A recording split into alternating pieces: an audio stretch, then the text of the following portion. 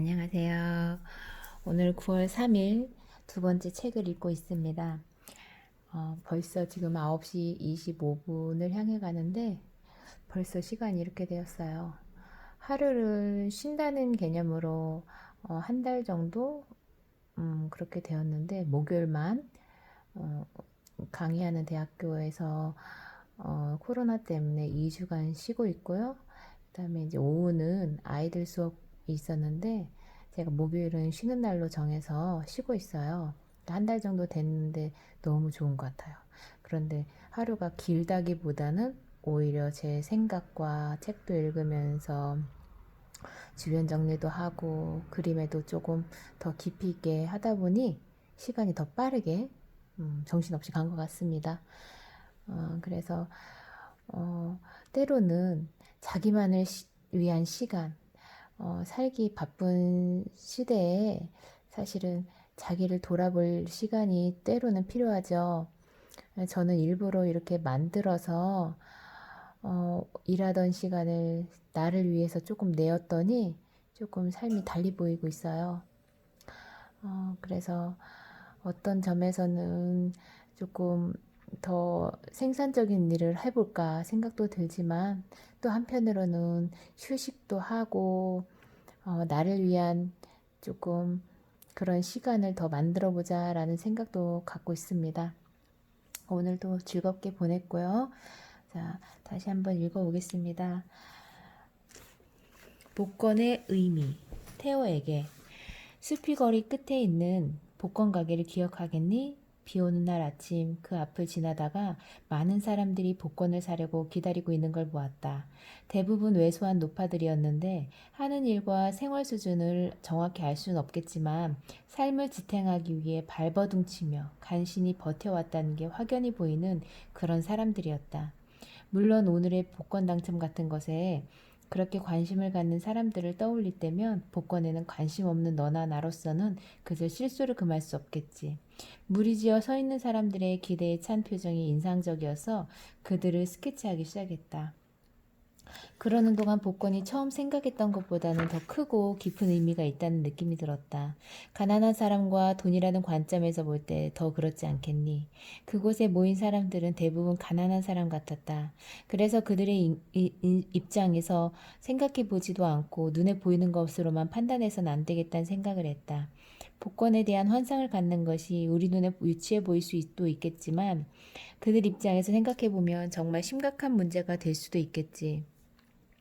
음식을 사는데 썼어야 할 돈, 마지막 남은 얼마 안 되는 푼돈으로 샀을지도 모르는 복권을 통해 구원을 얻으려는 그 불쌍하고 가련한 사람들의 고통과 쓸쓸한 노력을 생각해 보렴.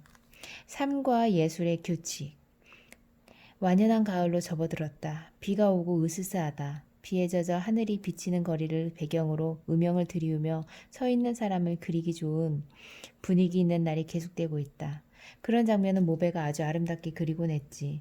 그동안 복권 가게 앞에 모여있던 사람들을 대형 수채화로 그렸고 해변 그림도 하나 시작했는데 대략적인 구성을 편지와 함께 보낸다. 자연을 마주했을 때 단조로움을 느끼게 되고 그래서 자연이 우리에게 말 걸기를 멈춘 것처럼 느껴질 때가 있다고 했지? 그 말에 전적으로 공감한다.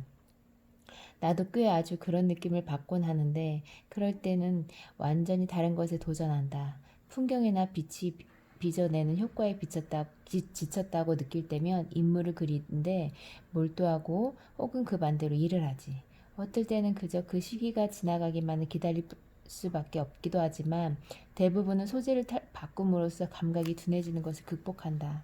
요즘은 인물 그린 일에 매료되어 있다. 풍경에 대한 느낌이 아주 강렬해서 인물보다는 빛의 효과나 풍경의 분위기를 잡아내는 유화나 대승에 빠졌던 때가 있었지. 대체로 인물화가에 대해서는 따뜻한 공감보다 차가운 존경심만 느낄 수 있을 뿐이었지. 그러나 샹젤리제 거리의 밤나무 아래 서 있는 노인을 그린 도미에의 데생에 큰 감명을 받기도 했다. 그 그림 자체가 그렇게 중요한 건 아니다.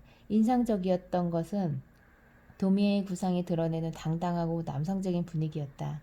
바로 그때 받은 감동 덕분에 사소한 세부는 무시하고 뛰어넘게 되었고 초원이나 구름을 그리는 일보다 인간 존재에 관심을 집중하는 것이 더 훌륭하다고 생각하게 되었다. 인간이야말로 우리의 관심을 끌고 생각하게 만들며 직접적으로 우리를 감동시키기 때문이다. 영국의 대생화가나 작가들이 그려내는 인물에 매료되는 것도 그 때문이다. 월요일 아침에나 볼 수 있을 것 같은 진지한 열의, 절제된 산문, 분석적인 태도 등은 아주 건실하고 본질적인 것으로 나약해질 때마다 그것에 의지할 수 있다. 프랑스 작가들 중에는 발자크와 졸라가 그런 사람이지. 조금 전에 작업실 창으로 아름다운 장관을 볼 수 있었다. 종루, 지붕, 연기를 뿜어내는 굴뚝이 지평선 위에 빛을 배경으로 짙고 어두운 실루엣으로 보였거든. 이 빛은 그 너머의 무거운 비구름을 배경으로 번쩍인 섬광에 불과했다. 비구름은 아래쪽으로 갈수록 더 두꺼워지다가 가을바람이 불어오자 여러 조각으로 흩어지며 사라졌다. 순간적으로 빛이 번쩍했을 때 비에 젖은 짙은 색지붕이 마을 여기저기 번들거렸다. 마을 전체가 같은 색조로 한 덩이처럼 보이는데 붉은 기와와 슬레이트를 구분할 수 있다. 비에 젖은 도시 전체의 전경이 순간적으로 드러났을 때 포플러 나무는 노란 잎을 휘날리고 도랑뚝과 초원은 짙은 녹색을 띠었으며 자그마한 인물은 검은색으로 보였다. 오늘 오후 내내 석탄 나르는 사람을 그리느라 힘들지 않았다면 그 장면을 그렸을 텐데 아직도 낮에 하던 일이 마음에 맴돌고 있고 다른 것을 새로 시작할 여력이 없는 탓에 다음으로 미루었다. 요즘 네 생각을 자주 한다. 네가 파리의 예술가에 대해 말한 것, 문 여성들과 자유롭게 어울려 다니고 남들보다 기분을 잘 내며 젊은이 특유의 가치를 주장하는 사람들에 대해 말한 것은 정말 예리한 관찰이라고 생각한다. 그런 사람은 여기에서도 볼 수 있다. 그러나 일상생활 속에서 신선한 활기를 유지하는 것은 강물을 거슬러 헤엄치는 것과 같기 때문에 여기보다 그곳에서 생활하기가 더 힘들겠지. 파리에서는 얼마나 많은 사람이 정말 절망에 빠지겠니? 조용히, 합리적으로, 논리적으로, 그리고 정당하게 절망하겠지. 노력은 존중받을 가치가 있고 절망에서 출발하지 않고도 성공에 이를 수 있다. 실패를 거듭한다 해도 퇴보하는 것처럼 느껴질 때가 있다 해도 일이 애초에 의도하는 것과는 다르게 돌아간다 해도 다시 기운을 내고 용기를 내야 한다. 네가 들려준 사람들의 삶이 엄한 규칙에 따른 것이 아니기 때문에 그들을 멸시하는 것이라 생각하지 마라. 문제는 추상적인 생각이 아니라 행동에 있다. 규칙은 지켜졌을 때에만 인정받을 수 있고 가치가 있다. 깊이 생각하고 늘 신중하려고 노력하는 것이 바람직한 까닭은 그런 자세가 우리의 에너지를 집중하고 다양한 행동을 하나의 목표로 모아주기 때문이다. 네가 말한 사람들도 자신이 하려는 일에 대해 더 분명한 생각을 가졌더라면 의연하게 일했을 것이다. 그러나 자신의 규칙만 나열하면서 어떤 수고도 하지 않고 심지어 자신이 만든 규칙조차 지키려 하지 않는 사람들보다는 네가 말한 사람들이 낫다. 규칙에 대해 하기만 하는 사람들은 세상에서 가장 훌륭한 규칙을 통해서도 아무것도 얻는 것이 없지만 네가 언급한 사람들은 마음을 다잡고 생각을 하면서 산다면 위대한 일을 할 수도 있기 때문이다. 위대한 일이란 그저 충동적으로 이루어지는 것이 아니라 연속되는 작은 일들이 하나로 연결되어서 이루어진다. 그림이란 뭐냐? 어떻게 해야 그림을 잘 그릴 수 있을까? 그건 우리가 느끼는 것과 우리가 할 수 있는 것 사이에 서 있는 보이지 않는 철벽을 뚫는 것과 같다. 아무리 두드려도 부서지지 않는 그 벽을 어떻게 통과할 수 있을까? 내 생각에는 인내심을 갖고 삽질을 해서 그 벽 밑을 파내는 수밖에 없는 것 같다. 그럴 때 규칙이 없다면 그런 힘든 일을 어떻게 흔들림 없이 계속해 나갈 수 있겠니? 예술뿐만 아니라 다른 일도 마찬가지다. 위대한 일은 분명한 의지를 갖고 있을 때 이룰 수 있다. 결코 우연으로 되는 것이 아니다. 규칙이 먼저 있고 인간이 그에 따라 행동하는 것인지 인간의 행동에서 규칙이 추론되는 것인지 하는 문제는 닭이 먼저냐 달걀이 먼저냐 하는 문제처럼 규정할 수도 또 그런 필요도 없이 없는 문제인 것 같다. 그러나 사고력과 의지력으로 키우려고 노력하는 것은 긍정적이고 중요한 일이라고 본다. 요즘 내가 몰두하고 있는 인물화를 본다면 어떻게 생각할지 아주 궁금하다. 여기에도 또 하나의 닭과 달걀의 문제가 있다. 즉 미리 설정된 구성에 따라 인물을 그려야 하는 것일까?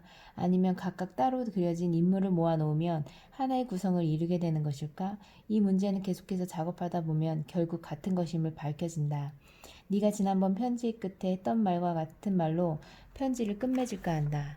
네 말처럼 우리 두 사람은 현상의 배우에 숨어있는 것을 찾아내기 좋아한다. 달리 말하면 사물을 분석하는 경향이 강한 것이지. 그림을 그리기 위해 꼭 필요한 성격이라고 말할 수 있고 유화를 그리거나 데생을 할 때 장점으로 작용할 수도 있겠다. 어느 정도까지는 기질과 성격이 우리를 이끌어주는지도 모르겠다. 어찌됐건 너와 나는 그런 면을 타고났으니까. 우리가 브라반트에서 소년기를 보낸 덕분인지도 모르지. 주위 환경이 우리로 하여금 평범한 사람들보다 더 많이 생각하게끔 만들어주었으니까. 그러나 예술적 감수성이 작업을 통해 개발되고 성숙하게 되는 것은 훨씬 더 뒤의 일이 아닐까? 더 많은 것을 원하며 모든 것을 잃는 자. 파리의 풍경을 자주 묘사해준 데 대한 보답으로 창 너머로 보이는 눈 덮인 마당을 너에게 보여주고 싶다. 집 한 구석의 풍경도 동봉한다. 그 둘은 어느 겨울날 풍경에 대한 두 가지 인상을 담고 있다. 이곳의 풍경은 한편의 시와 같지만 종이에 옮기는 일은 그냥 바라보는 것처럼 쉽지 않다. 동봉한 스케치를 바탕으로 수채화도 한 점 그렸는데 그만큼 생생하고 강렬하진 않다. 사랑에 빠지면 태양이 더 환하게 비추는 모든 것이 새로운 매력을 갖고 다가온다. 깊은 사랑에 빠지면 그렇게 될 수밖에 없는데 그런 정말 아름다운 일이다. 난 사랑이 명확한 사고를 막는다고 생각하는 사람들이 틀렸다고 생각한다. 오히려 사랑할 때 더 분명하게 생각하고 이전보다 더 활동적이 되거든. 사랑은 영원한 것이다. 물론 그 외양은 변할 수도 있다. 하지만 본질은 변하지 않는다. 어떤 사람이 사랑에 빠지기 전과 후의 모습 마치 불 꺼진 램프와 타오르고 있는 램프만큼이나 다르다. 어느 쪽이든 램프는 거기 존재하는 것이고 그게 좋은 램프라고 주장할 수도 있다. 하지만 사랑에 빠진 램프는 빛을 발산하기도 하는 것이다. 그게 바로 램프의 기능이 아니냐. 그리고 사랑은 우리가 더 많은 것을 받아들일 수 있도록 해준다. 바로 그런 방식으로 우리는 자기 일에 더 적합한 사람이 되어간다. 늙고 가난한 사람들이 얼마나 아름다운지 그들을 묘사하기에 적합한 말을 찾을 수가 없다. 이스라엘스가 그들을 더 거의 완벽하게 그려냈다. 그런 눈을 가진 사람이 드물다는 게 이상하다. 여기 해외에는 매일 많은 사람들이 보지 못하고 지나치는 세계가 존재한다.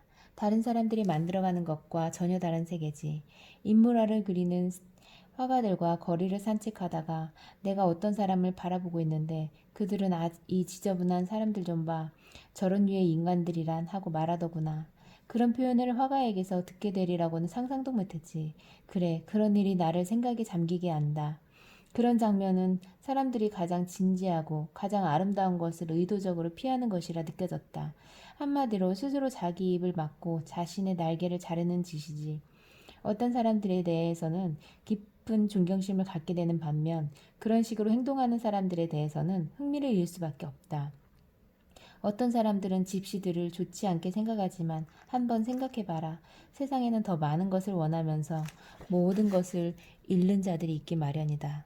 살다 보면 촛불을 끌 수도 있겠지. 하지만 미리 소화기를 들이대는 건 어리석은 일이다. 내가 정말 그리고 싶은 그림. 극적인 효과란 자연의 한 구석과 그 자연에 더해진 인간을 가장 잘 이해해주는 요소다. 렘브란트의 초상화에서도 같은 것을 발견할 수 있지. 그것은 자연을 넘어서는 것이다. 그러니 흔히 과장되었다느니 매너리즘에 빠졌다느니 하는 사람들 이야기는 듣지 말고 그런 그림에 존경심을 갖고 묵묵히 있는 것이 낫다. 내가 정말로 하고 싶은 것, 그리고 할 수 있다는 느낌이 드는 것은 황해의 오솔길에 서 있는 아버지를 그리는 일이다.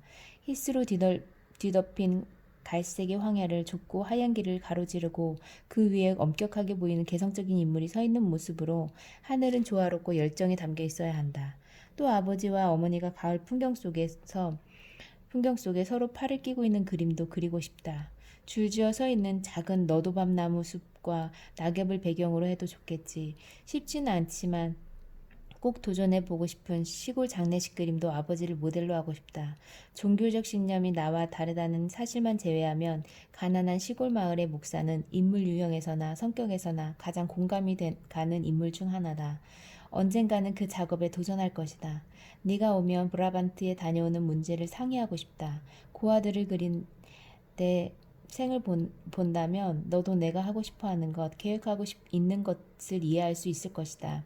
모든 사람이 모델을 알아보게 될 그림을 그리고 싶진 않다. 세부 사항을 의도적으로 무시하고 인물을 그 본질적인 특징에 따라 단순화할 것이다. 쉽게 말해 내가 그리려는 대상은 아버지의 초상이 아니라 병자를 방문하러 가는 가난한 시골 마을의 전형적인 목사다. 이와 비슷하게 너도 밤나무 숲에서 팔짱 끼고 있는 부부의 그림은 아버지, 어머니가 모델로 자세를 취해주기를 바라긴 하지만 아버지, 어머니의 초상화가 아니라 서로 사랑하고 신뢰를 하며 함께 늙어온 모습이다. 그러니 부모님께 두 분을 꼭 닮게 그리려는 의도가 아님을 미리 말씀드려야 하겠지. 작업이 시작되면 내가 정해주는 자세를 취하고 움직이지 않아야 된다는 것도 말씀드려야 하겠고 여하튼 잘 될 것이라고 생각한다. 빠른 속도로 작업하는 걸 아주 중요하게 생각하기 때문에 두 분이 힘들어하실 정도로 오래 걸리진 않을 것이다. 요즘은 인물을 단순한 작업에 완전히 빠져 있다. 나중에 직접 볼 기회가 있을 것이다. 브라반트에 가는 것을 소풍 가는 걸로 여기지 말아라. 아주 짧은 기간 동안 번개 같은 속도로 열심히 작업하러 가는 것이니까. 인물을 잘 표현하는 일은 얼굴 생김새를 닮게 그리는 문제가 아니라 전반적인 느낌을 전해주는 문제라고 생각한다. 전통적인 얼굴 표현은 정말이지 싫다. 그런 것보다 미켈란젤로의 밤이나 도미의 작품에 등장하는 주정뱅이, 밀레의 땅 파는 사람들, 잘 알려진 대형 목파나 양치는 소녀, 혹은 모베가 그린 늙은 말 등을 바라보는 게 낫다. 세상의 진빛. 앞으로 얼마나 작업을 계속할 수 있을지 생각해보면 많은 문제가 있긴 해도 내 몸이 아직 6년에서 10년 정도는 더 버틸 수 있을 것 같다. 더 확실하게 말하자면 지금 당장 최후의 순간이 오지 않는다는 것이다. 이 정도가 내가 확신하면서 계산에 넣는 기간이다. 그 이후의 문제는 너무 막연해서 아직 단언할 수 없다. 사실 10년 후의 문제는 앞으로 10년간 어떻게 지내느냐에 달려있다. 이 기간 동안 함부로 지낸다면 40살이 지나서 살아있지는 못할 것이다. 그러나 이따금 우리를 덮치는 충격을 견딜 만큼 힘을 유지하고 다소 복잡한 신체적 문제를 극복해낸다면 40대에도 잘 살아갈 수 있을 것이다. 그런 계산은 현재와는 별 상관이 없다. 그 대신 처음에 말한 것처럼 앞으로 5년에서 10년 동안의 계획은 세워야 한다. 고난을 피하기 위해 몸을 살릴 마음은 없다. 내가 더 오래 살든 짧게 살든 그건 별 차이가 없다. 게다가 의사들이 말하는 것처럼 건강을 유지하는 일에도 그다지 자신이 없다. 그래서 난 앞으로 몇 년 동안 어느 정도 양의 작업을 할 것이라는 사실만 알 뿐 다른 것은 기대하지 않는다. 서두를 필요가 없다. 그것이 문제는 아니니까. 그러나 될 수 있으면 정기적으로 집중하면서 핵심에 접근해서 완벽한 평온과 안정 속에서 작업을 계속해 나가야 한다. 난 이 세상에 빚과 의무를 지고 있다. 나는 30년간이나 이 땅 위를 걸어오지 않았나. 여기에 보답하기 위해서라도 그림의 형식을 빌어 어떤 기억을 남기고 싶다. 이런저런 유파에 속하기 위해서가 아니라 인간의 감정을 진정으로 표현하는 그림을 남기고 싶다. 그것이 나의 목표다. 이런 생각에 집중하면 해야 할 일이 분명해져서 더 이상 혼란스러울 게 없다. 요즘은 작업이 아주 느리게 진행되고 있으니 더욱더 시간을 낭비하지 말아야겠다. 기욤 레가메이는 사후에 특별한 명성을 남기지는 못했지만 잘 알겠지만 두 사람의 레가메이가 있는데 레가메이는 일본인을 그렸던 사람으로 기욤 레가메이의 동생이다. 내가 아주 존경하는 사람이다. 그는 38살에 죽었는데 죽기 전 6, 7년 동안 육체의 어려움을 무릅쓰고 거의 전적으로 데생에 매달려서 아주 개성적인 스타일의 그림을 남겼다. 훌륭한 화가들이 많지만 그는 특히 훌륭한 화가이다. 나는 그에게 빗대려고 이 이야기를 꺼낸 건 아니다. 나는 그 정도로 실력 있는 화가는 아니다. 단지 힘든 상황에서도 평정을 지키며 좋은 작품을 그리는 모습을 보여주며 강한 의지력으로 스스로를 관리하는 사람의 예를 구체적으로 들고 싶었다. 나는 나 자신에게 굳은 의지를 갖고 몇 년 안으로 사랑과 감정으로 충만한 그림을 그려야 한다고 요구한다. 물론 더 오래 살게 될지도 모른다. 그렇다면 다행이지만 그걸 염두에 두지는 않는다. 몇 년 안에 무언가 이루어내야 한다는 생각이 내 계획을 이끌어준다. 이제 너도 내가 절실하게 재촉하고 있는지, 단순한 방법을 쓰기로 했는지 더 잘 이해할 수 있겠지. 또 나는 내 그림을 제각기 다른 것으로 보아서는 안 되며 그걸 모두 합칠 때 하나의 작품이 된다고 생각한다. 화가는 캔버스를 두려워하지 않는다. 1883년 9월 경제적인 어려움에 처한 고우는 시앵과 헤어지고 드렌테로 갔다. 그러나 그는 시앵과 그녀의 아이를 버렸다는 자책감에 시달렸다. 그는 드렌테에서 예술가 공동체를 만들겠다는 희망을 품었다. 또 황무지와 석탄 구덩이의 작은 집, 마을과 일하는 농부 등을 그렸다. 드렌테의 풍경은 마음에 들었지만 작업 조건은 너무 열악했다. 날씨가 나빴고 작업실도 없었으며 유화나 대생 재료도 부족했다. 게다가 테오의 경제적인 형편도 불투명했다. 무엇보다 고독을 견디지 못한 그는 석 달 후 누에넨에 있는 가족에게 돌아갔다. 고가 집으로 돌아갔지만 부모와의 관계는 매우 심각했다. 그러나 그가 병든 어머니를 돌보면서 상황이 조금 나아지기도 했다. 목사관 창고에 아틀리에를 마련한 그는 독서를 열심히 하는 한편 그림에 열중했다. 1884년 1월, 2월에는 직조공과 풍경을 소재로 유화와 수채화를 많이 그렸다. 그의 여름 10살 연상의 마르고트와 사귀면서 결혼을 생각했으나 그녀 가족의 반대에 부딪혀 수포로 돌아갔다. 1885년 3월 26일 아버지 테오도 루스반 고흐 목사가 목사관 정문에서 쓰러진 후 세상을 떠났다. 아버지와 심각한 갈등을 여러 번 겪었던 그였지만 큰 슬픔에 잠겼다. 4월 말 감자 먹는 사람들을 그렸다. 이것은 그가 처음 시도해보는 대규모 구성작품이었다. 이 그림은 어두운 색조를 띠고 있는데 그 후로 밝은 색채의 필요성을 느꼈다. 다시 일어날 것이다. 내 경험에 비추어 가정생활의 즐거움과 슬픔을 그리고 싶기 때문에 그 생활을 맛보고 싶다. 암스테르담을 떠날 때는 내 사랑이 그토록 순수하고 강했던 사랑이 문자 그대로 죽어버린 것 같은 느낌이 들었다. 그러나 죽음을 맞이한 후에는 죽은 자로부터 일어나게 된다. 나는 다시 일어날 것이다. 그림 속의 기쁨. 진로에 다녀온 이야기를 해주고 싶어 펜을 들었다. 리베르만이 오랫동안 머물던 마을인데 그는 그곳에서 최근 살롱에 전시한 수영하는 여자들의 초안을 그렸다고 한다. 터뮬렌과 줄 바르젠도 머문 적이 있는 곳이지. 새벽 3시에 작은 마차를 타고 모래 대신 진흙으로 제방을 쌓은 여기 사람들이 디에크라 부르는 길을 따라 광야를 가로질러 달리는 기분을 상상해보렴. 집주인 남자가 아센 시장에 볼 일이 있다고 해서 함께 갔다. 유람선을 타는 것보다 기분이 좋더라. 해가 뜨면서 광야에 흩어져 있는 오두막집 여기저기서 닭 울음소리가 들렸다. 앙상한 포플러 나무로 둘러싸인 아담한 시골집. 흑봉분과 너도밤나무 울타리가 있는 교회 묘지 안에 있는 낡고 땅딸막한 탑. 광야와 밀밭의 단조로운 풍경. 지나치면서 바라본 모든 것이 코로의 가장 아름다운 그림으로 생각나게 했다. 그가 그렸던 고요함, 신비, 평화가 그곳에 있었다. 줄루에 도착한 것은 아침 6시였는데 아직 어두웠다. 그렇게 이른 시간에 나는 진짜 코로를 본 것이다. 마을로 들어가는 길은 아름다웠다. 집이나 마구간, 양, 우리, 헛간의 지붕에는 이끼가 많이 끼어 있었다. 정면이 넓은 이곳의 집은 멋진 청동빛의 떡갈나무 사이에 자리를 잡고 있다. 황금빛을 띠는 녹색의 이끼, 붉거나 푸르거나 노란빛을 띠는 짙은 라일락 그레이의 땅. 자그마한 밀밭이 표현할 수 없을 정도로 맑은 녹색. 느슨하게 매달린 채 황금색 비에 소용돌이 치듯 휘날리는 가을잎. 그 속에 우뚝 서서 검은색으로 젖어있는 포플러 나무, 자작나무, 라임 오렌지 나무, 사과나무, 듬성듬성 서 있는 나무 사이로 바람이 지나가듯 빛이 스며드는 게 보인다.